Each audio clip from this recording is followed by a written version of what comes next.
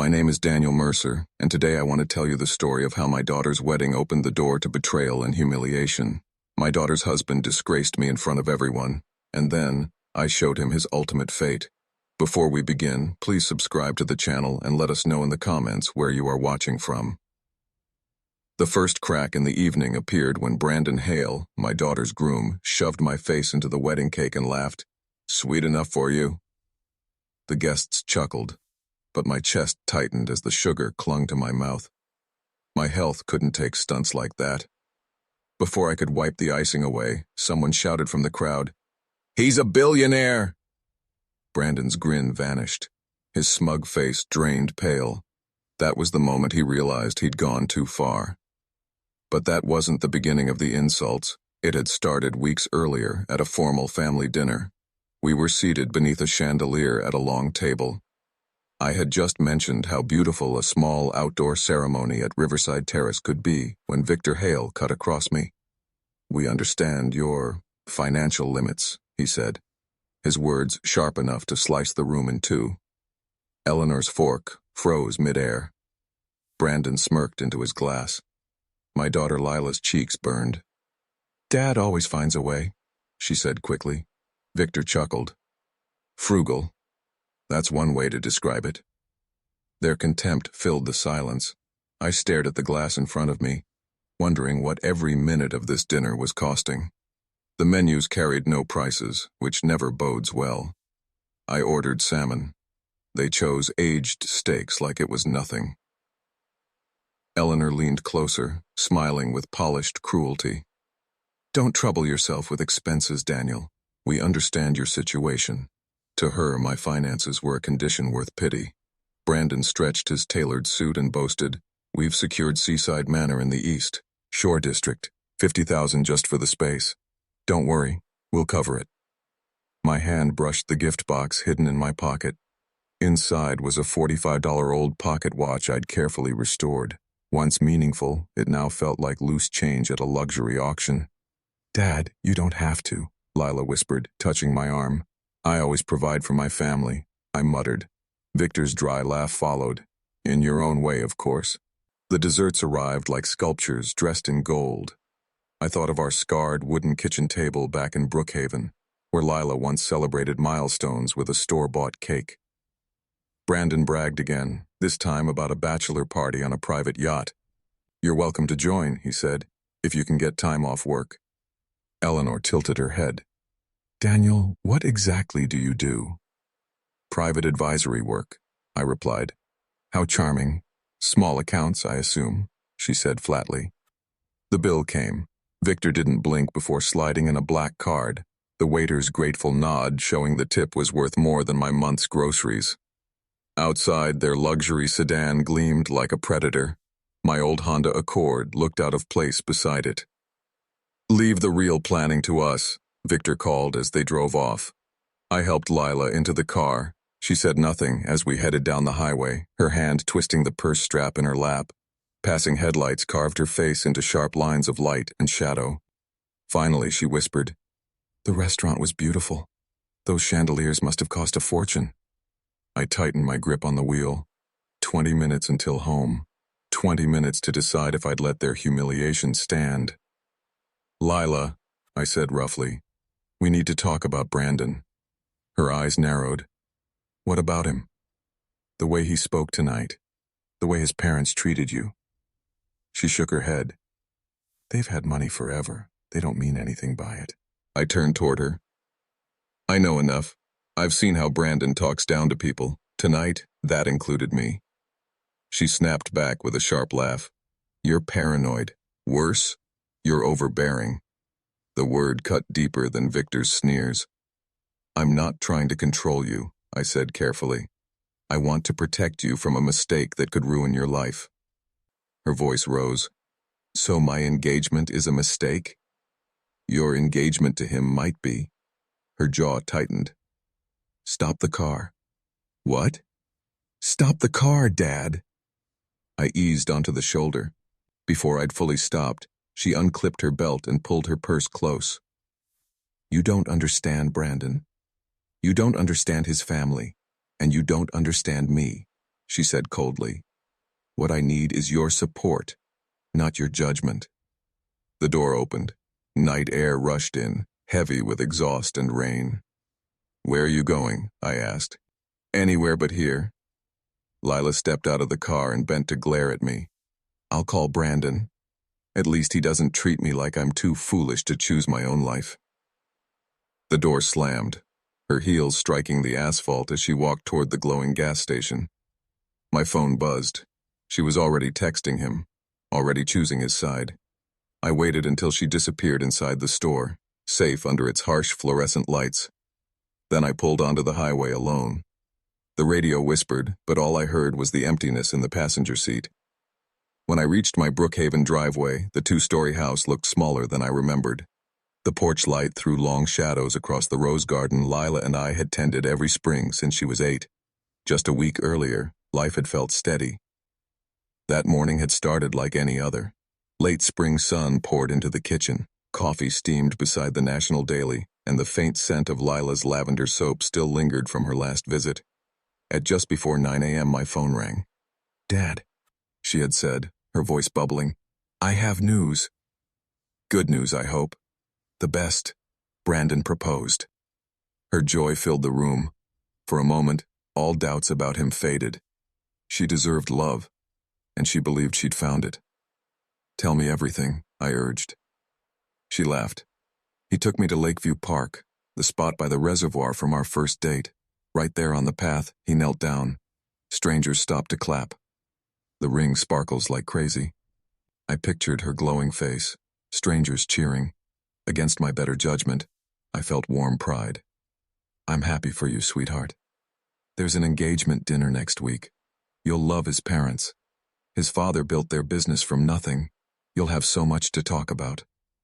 That's when I'd made the choice that would ignite tonight's disaster. Lila, I said carefully, I need a favor before I meet them. Anything. I paced to the window, staring at my neighbor's plain yard. I want you to let me appear ordinary. No mention of my finances. Let them believe I'm just a working man. Silence. Then confusion in her voice. Why would you do that? Because money changes people. If they think I'm wealthy, they'll perform. If they think I'm average, their true character will show. She hesitated. Isn't that a little manipulative? It's practical. Character shows when no one's watching. Now, back in my quiet driveway, I wondered if it was wisdom or stubborn pride. My house stood modest, 3 bedrooms, 2 baths. But in my desk drawer lay statements proving another life, numbers that had never defined me. Family photos lined the hallway, silent witnesses to everything unraveling. Images of Lila filled my mind, her smile at graduation, her laughter on Christmas mornings, the way she once looked at me with nothing but trust. Climbing the stairs that night, each step felt heavier. By asking her to hide my wealth, I'd risked losing the only thing that truly mattered. In trying to protect her from people who worship money, I'd pushed her straight into their arms. The house around me looked unchanged, but heavier. Every modest chair and second-hand table reminded me of choices I'd made long before fortune entered my life. Hidden in my desk drawer were papers that could buy this street twice over. Yet all I wanted was my daughter's respect.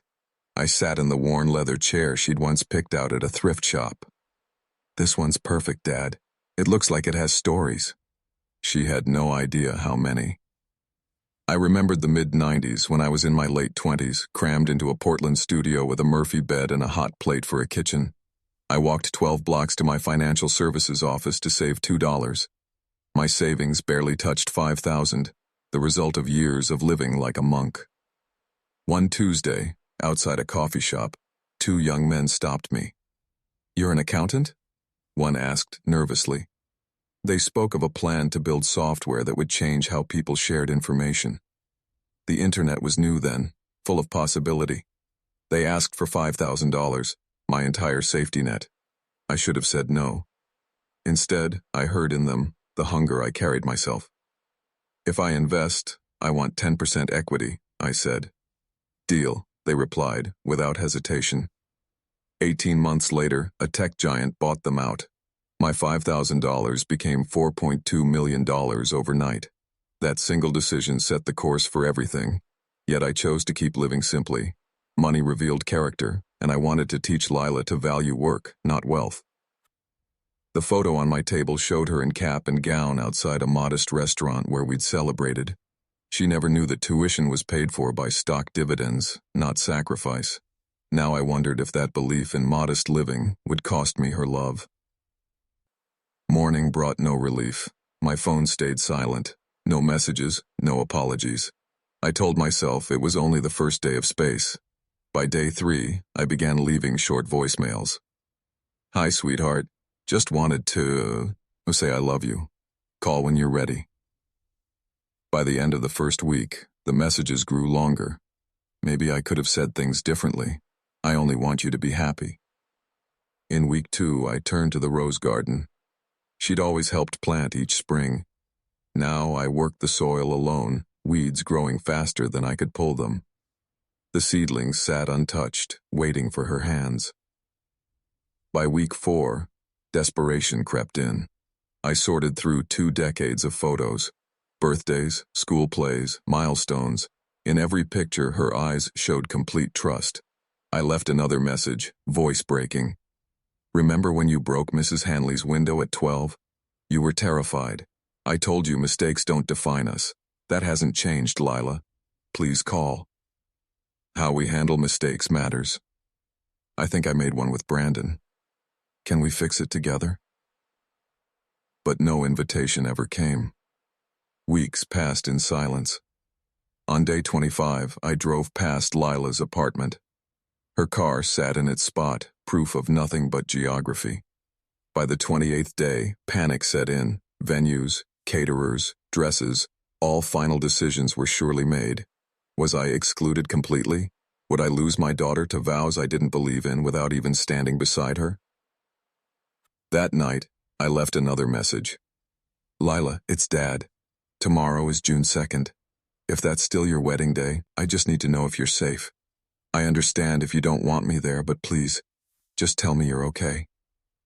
My voice broke as I spoke. A month of silence had stripped me down to nothing. Dinner for one felt unbearable. Plain pasta at a table meant for 2. At 6:45 p.m., I sat staring at the empty chair across from me, picturing her wedding in the East Shore district the next day. Social media would probably be my only window into it. Then my phone rang. Her name lit the screen. My fork clattered against the plate. Hello? My voice shook. Hi, Dad. Small, nervous. Traffic, and Brandon's muffled voice filled the background. Tomorrow's the wedding. I know. I want you there. But with conditions. Anything. Relief hit so hard I had to lean on the wall. No criticism, no comments, not even that look you do. What look? You know, the eyebrow thing, the tight lips. I touched my face unconsciously. I promise. Perfect behavior. Good.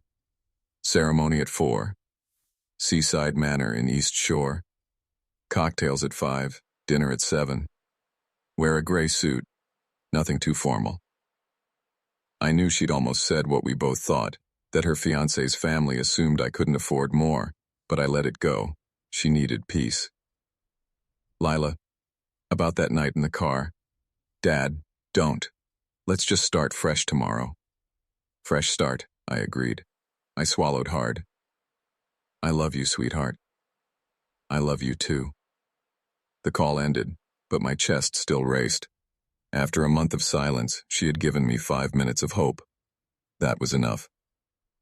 Upstairs, I laid out the same gray suit from the disastrous dinner.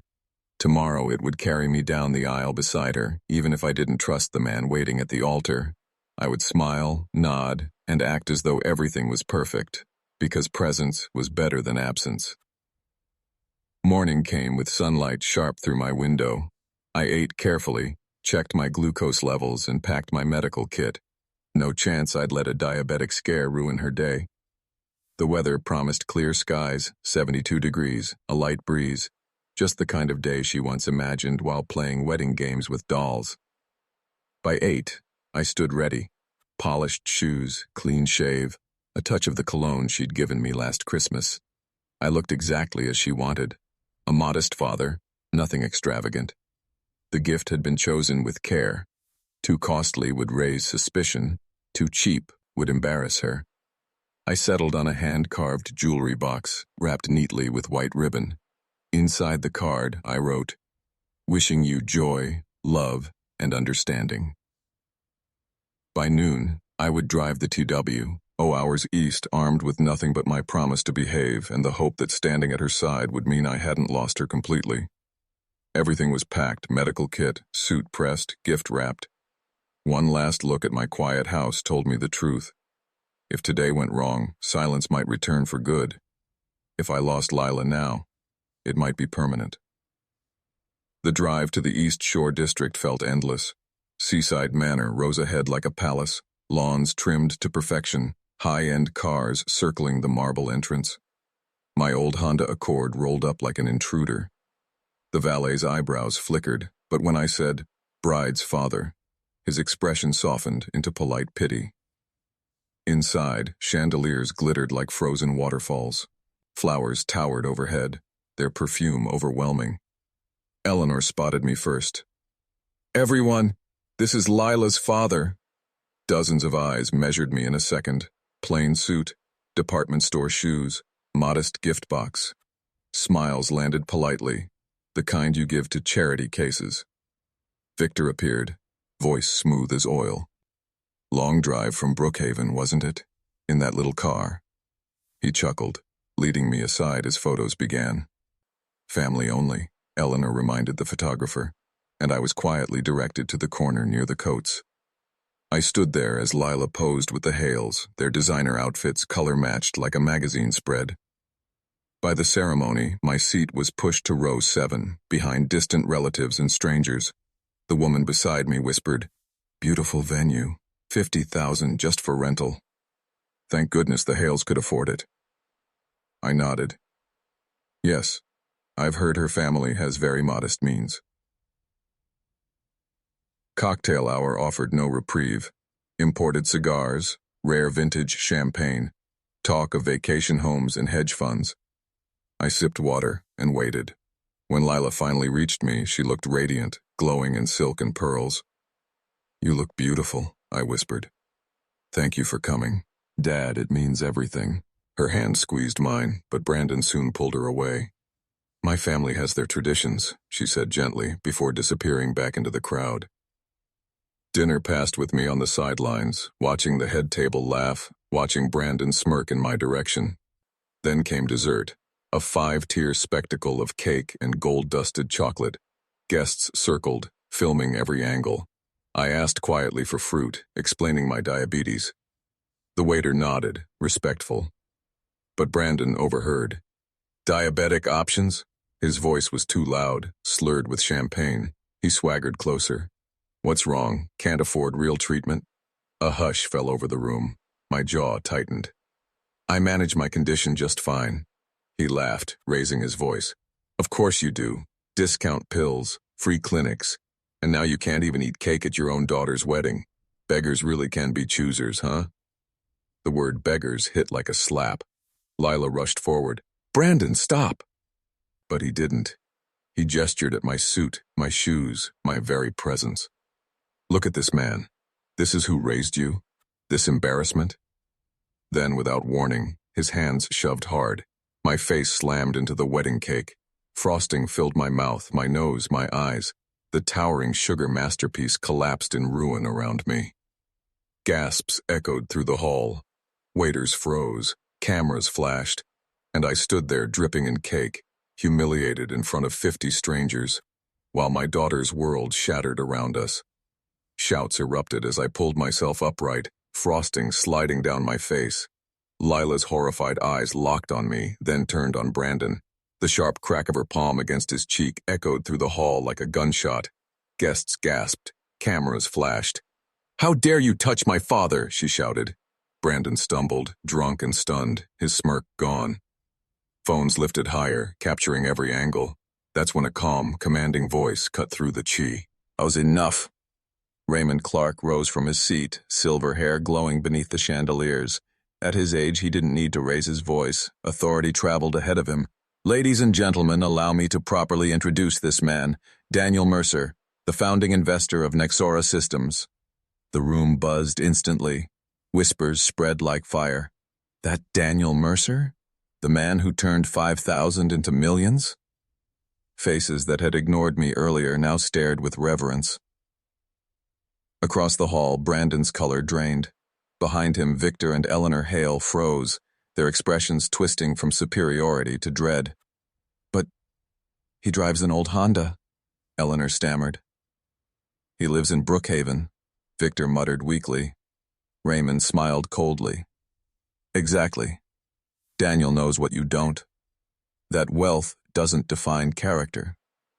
Character shows in how you treat people when you think they have nothing." Murmurs rolled through the crowd. Some guests looked ashamed, others hungry for gossip. Elders in fine suits leaned forward, eager to shake my hand. Brandon only sweated, speechless. Victor hurried toward me. "Mr. Mercer, please. A misunderstanding. Emotions got high." I brushed crumbs from my sleeve. "Misunderstanding? Your son assaulted me in front of everyone here. Which part is unclear?" Brandon stumbled closer. "Sir, I didn't know.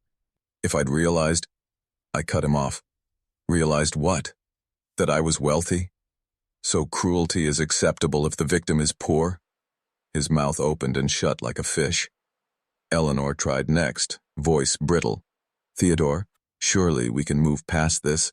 Families argue. Weddings bring stress." I stared at her.